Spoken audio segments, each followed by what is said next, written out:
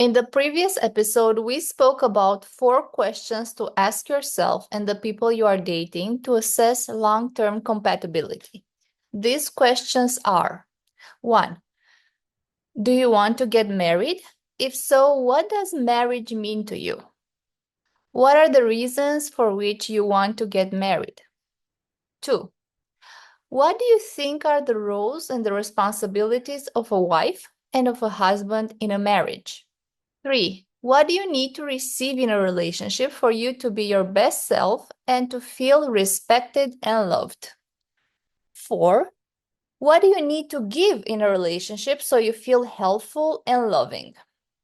If you haven't listened to the previous episode, I will link it in the description box so you can go and listen it before listening to part 2. Now let's get into the rest of 4 other questions. The 5th question to ask yourself and the other person is: what are the values and the life principles that you live your life by? Just as with the other question, you need to ask yourself first this question.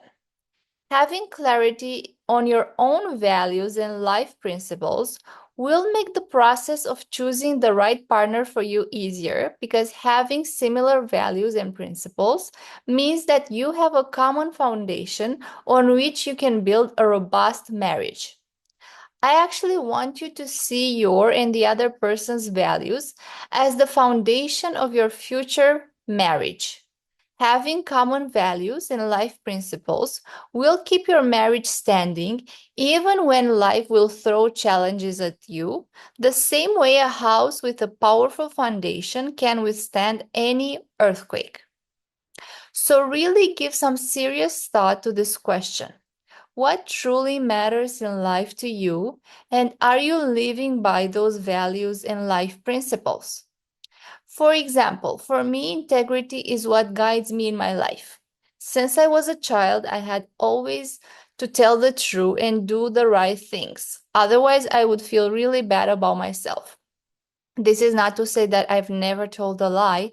I did tell a few small lies. However, I simply cannot lie about something important or hide something important, and I always have to do the right thing in a situation, although there might be shorter paths towards achieving what I want. Because integrity is such an important value that I have, I'm also looking for it in the person I will marry to. While there are values we are born with, there are also values that we consciously develop throughout the years. For example, a few years ago, because I wasn't taking good care of myself, I started having some health problems. Due to these problems, I realized that for me, it is very important to be physically, mentally, and spiritually healthy. And I started making some changes that have made me healthier. Now, overall health is an important value I have and I live by. And it's a value I'm also looking for in the person I will commit to. So make a list of 10-15 values that you have and that you live by. For example, are honesty and loyalty important to you? What about growth and development? Is fun important to you? Write them all down. Then rate them from 1 to 10, where 10 is the most important, to see which one is the value that guides your life. As I said earlier, for me it's integrity. For you can be something else. Please note that you can have more than one value rated with the same number. For example, for me, integrity and growth are both rated with a 10. The idea behind this exercise is to become aware of all your values and also to rate them so you see which ones are actually the most important ones. For example, for me, beauty is a value. However, it's not a very important one compared to health, integrity, inner peace, truth, freedom, and growth. Also, when you ask the other person what they value in life, start also paying attention to their behaviors to see if they live aligned with those values. Just because someone says something, it doesn't mean it's true. The easiest way to see if someone is aligned or not with the things they say they value is to observe their behaviors and also to see what they do with their time, energy, and money. So pay attention to how they behave with you, with other people and beings, and also in what they invest their time, energy, and money. The sixth question to ask yourself and the other person is, how do you see your life in 5 years? What about in 10 years, 20 years, 30 years, 40 years? If common values and life principles are the foundation of the symbolic house you'll build with this person, similar life vision and goals represent the roof. You cannot build something long-term with a person. For example, if you want to live a peaceful life at the countryside and raise a family, and what they want is to travel the whole world and not stay too much in one place. So what vision do you have for your life for the next 5 years? What about the next 10 years and beyond? What is their vision for their life?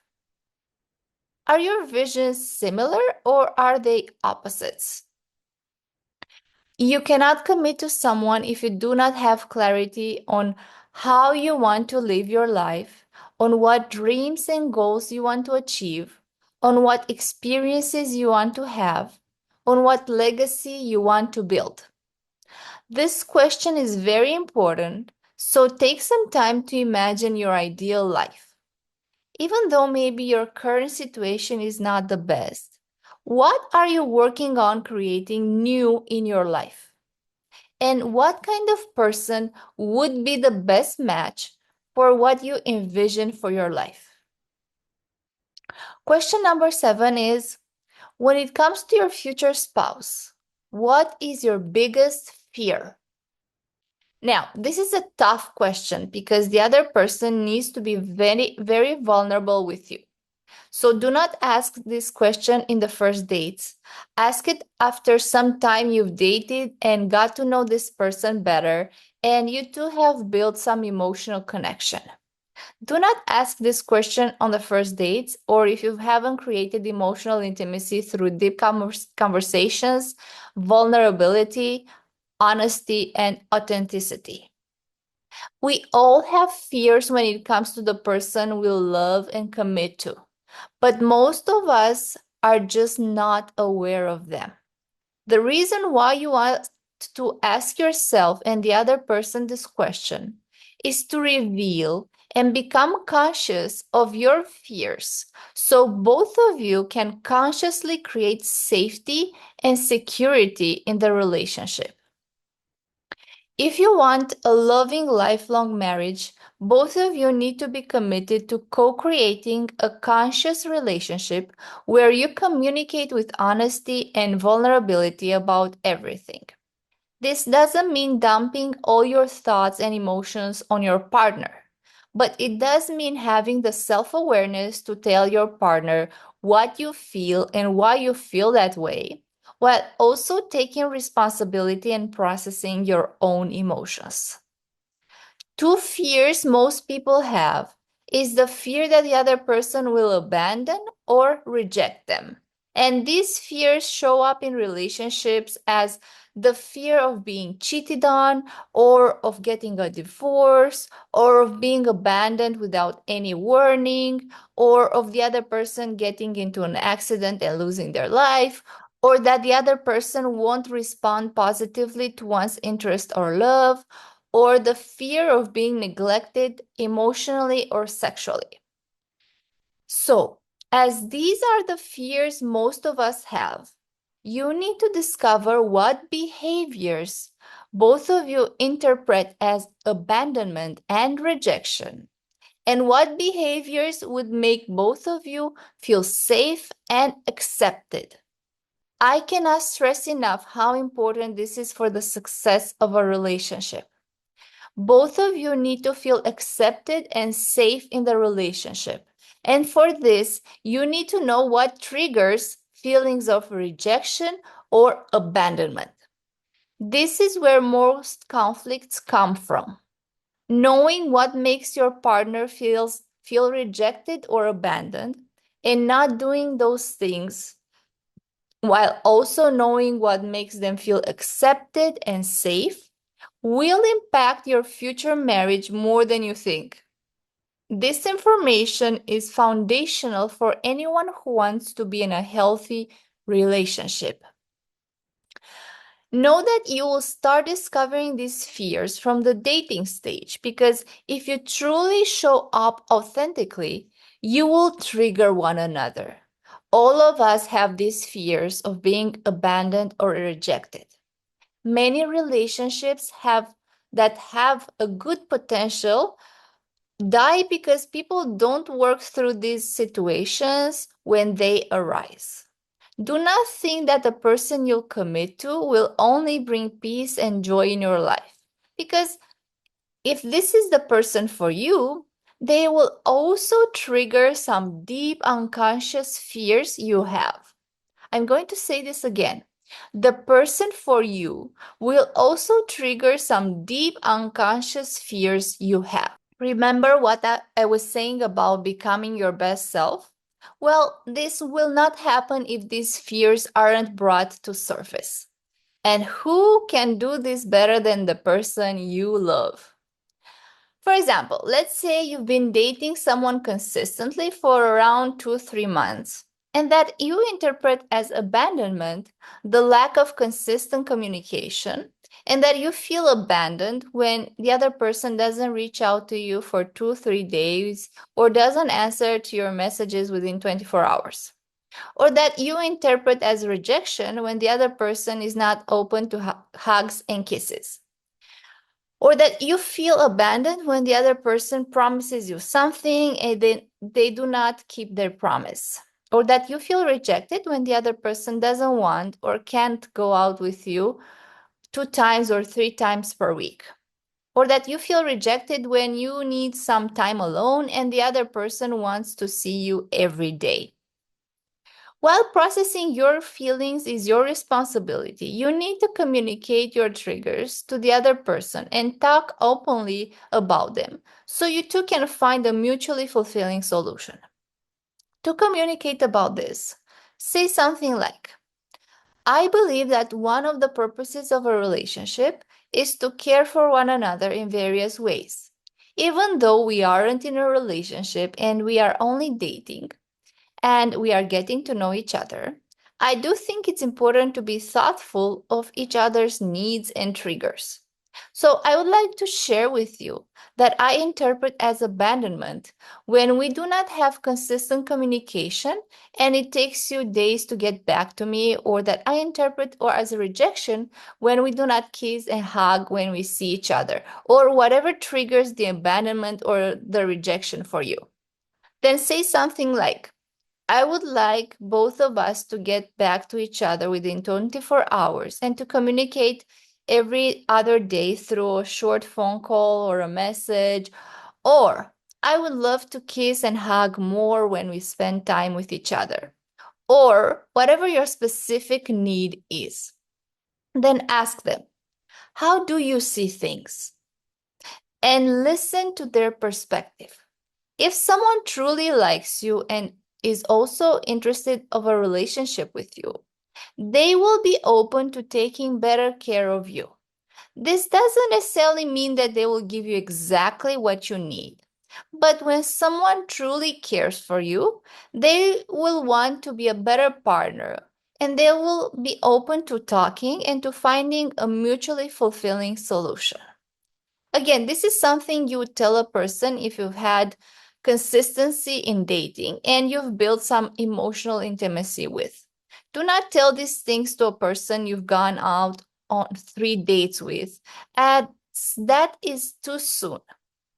If someone is not thoughtful and consistent in the early dating, they might just not be that interested in you. So just move on. However, if you have been seeing a person for a while and they have been consistent in how they show up with you and you have created emotional intimacy with them, you can have this conversation with them. And once you do, Notice if they take into consideration your needs. If they do not, they simply might not care that much about you, or they might just not be capable of fulfilling them for various reasons. So you need to decide if this is something you are willing to accept. The truth is, if that someone is not caring and thoughtful with you in the dating process, they will not miraculously do that once you get into a relationship with them.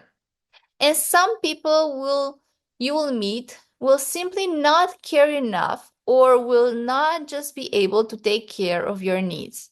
So be willing to walk away when you see this in the dating process.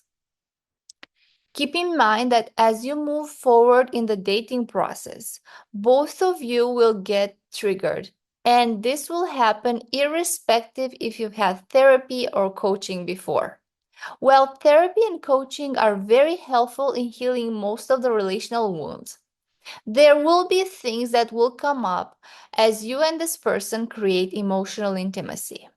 While the feelings are each of your responsibility to process, you need to communicate about the triggers to the other person, and they need to communicate about their triggers to you.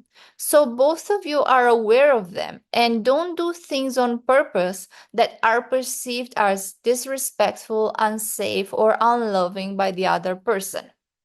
A part of being loving means also avoiding doing things that harm your partner. This doesn't mean walking on eggshells or avoiding important conversations. What this means is just being aware that your partner, just like you, has some emotional vulnerabilities. And while processing their emotions is their responsibility, it is your duty as a loving partner to be mindful and considerate towards their sensitivities.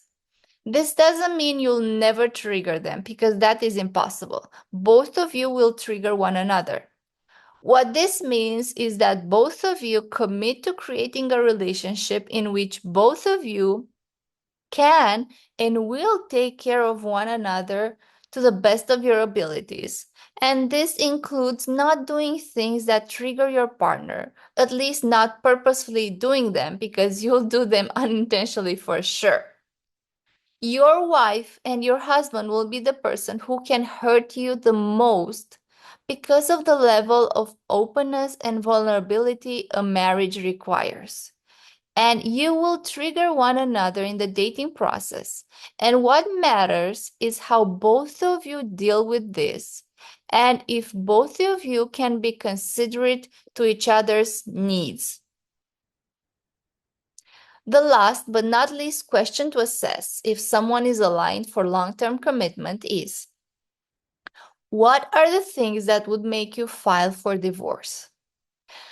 The reason why you want to ask this question first to yourself and then to the other person you've been dating for a while is to reveal the unconscious reasons that would make you and them get a divorce. If the goal of dating is marriage, then both of you need to be aware that what would make each of you not want to be married anymore. While divorce should be excluded from the beginning if you truly want to create a covenant marriage and not a worldly one, of course, with the exceptions of sexual infidelity, abandonment, and abuse, you need to be aware of what would make each of you get a divorce so you do not reach that point. These are some reasons why many people get divorced nowadays. A. Financial problems. Money is something that many people struggle with. That's why it's very important to discuss from the dating stage how the two of you will handle money and what is your plan for making more money. Also, it's important to see how the other person handles their money and if they have any bad habits with money, as these bad habits won't go away once you are married. So ask the other person, if we have money problems, how do you think we can work together to fix them? B. Health problems. How are you and the other person taking care of yourselves? While accidents can happen, Chronic diseases come from lifestyle, so pay attention to what unhealthy lifestyle habits this person has.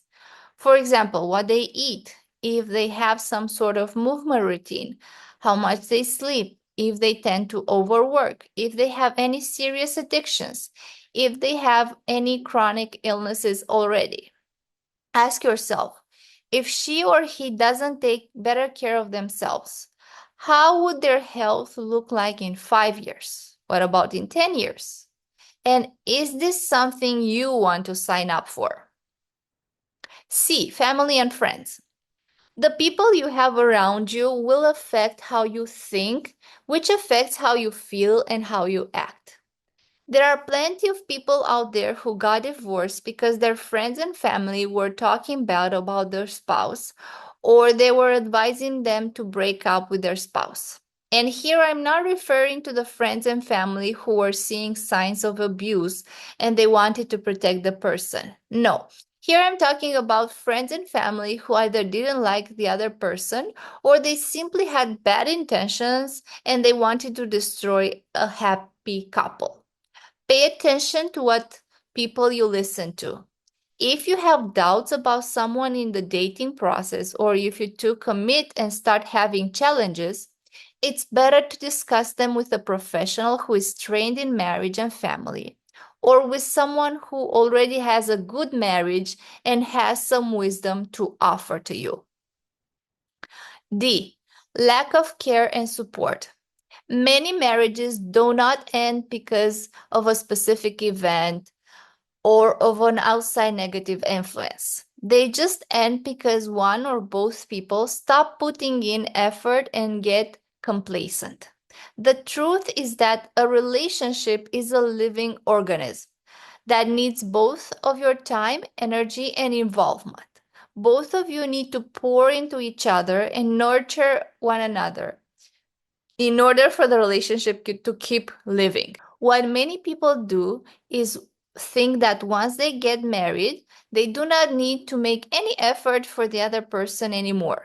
But this is delusional. Actually, this is when the real support and caring starts. And if you cannot or are not willing to prioritize your partner's well being, then you should just stay single. And another reason why people get divorced is because they do not deal with conflict in a mature manner. You will have conflicts in your future marriage and even in dating. Do not run away from conflicts as they can represent the raw material for a deeper connection and stronger relationship.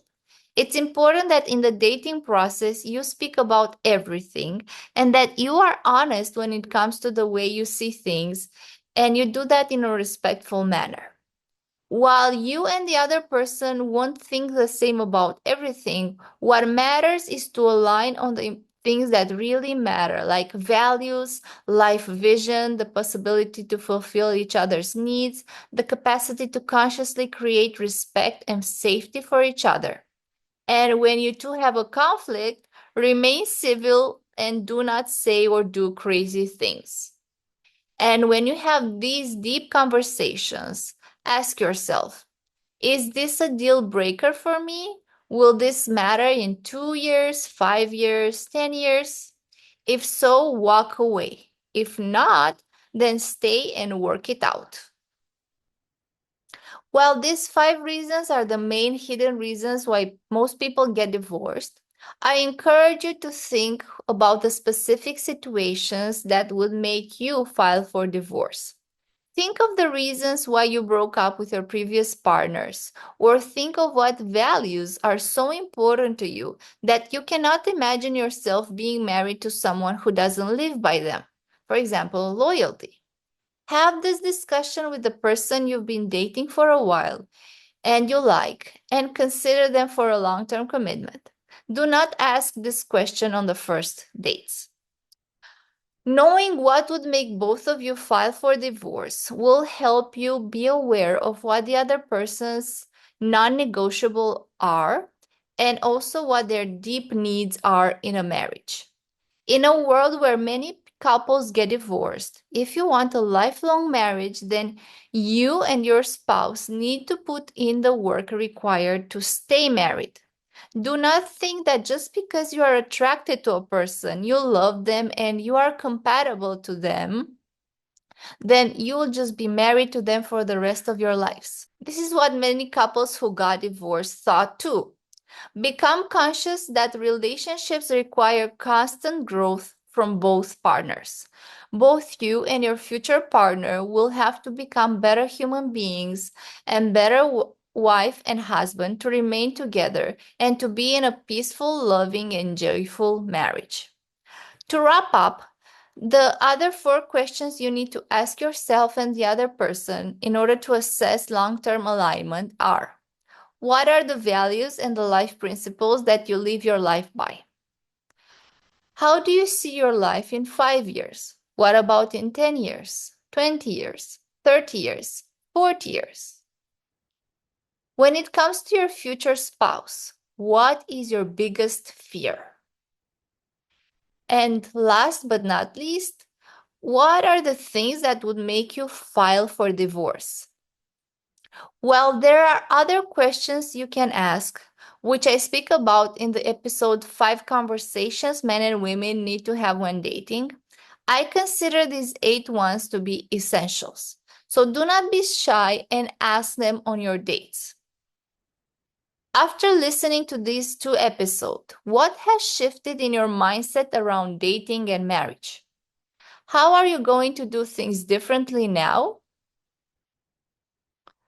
If you resonate with me and if you want to create the best marriage and you think that success happens when opportunity meets preparation, I'm inviting you in my one-to-one coaching container where we will work together for you to become the best version of yourself, physically, sexually, mentally, emotionally, and spiritually, so you can choose the right partner for you. You can find the links for the programs in the description box. Thank you for listening. I appreciate your time and energy, and I hope to meet you again in the next episode. Until then, keep evolving, loving, and creating. Bye.